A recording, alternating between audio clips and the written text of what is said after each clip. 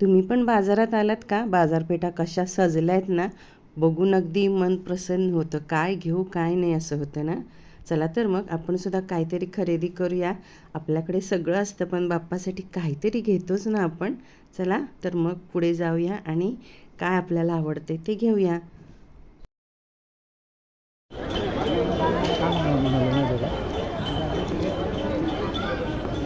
मावशी हे कसं आहे? कसं आहे होता हे? 50 रुपयाला कमी करून देते. आणि मोठं हे असं हे 150ला आहे, 130ला बसेल. पांढरा आणि क्रीम, हां क्रीम 2-2 मीटर काढा. हे पण 150ला 130ला बसेल. मोठे आहे, पाटाच्या साईजपेक्षा मोठे आहेत ते बघा. मी आणखीन पण काहीतरी घेतलेलं आहे बाप्पासाठी. पुढे व्हिडिओ बघा, तुम्हाला सुद्धा समजेल आणि आवडेल.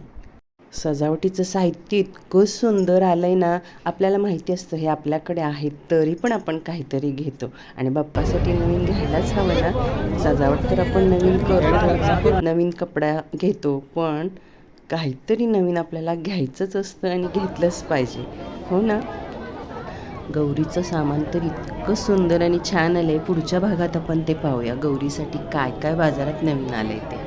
बाप्पासाठी ह्यावेळेस मी आरतीचं ताट देखील घेतलेलं आहे. मस्त जाडजूड अशा निरांजन घेतलेले आहेत. अगदी प्लेन घेतलेले आहेत, कारण घासून त्या स्वच्छ दिसल्या पाहिजेत. आपण डिझाईनचं जेवढ्या ह्या वस्तू घेऊ ना, तेवढ्या त्या खराबही होतात, साफही होत नाहीत लवकर.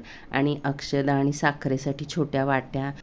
आरतीचं ताट इतकं सुंदर आहे ना, अगदी माझ्या आवडीचं, मला हवं तसं मिळालं आहे. जाडजूड आहे हे ताट. तुम्हाला आवडलं का? तुम्ही काय घेतलं बाप्पासाठी?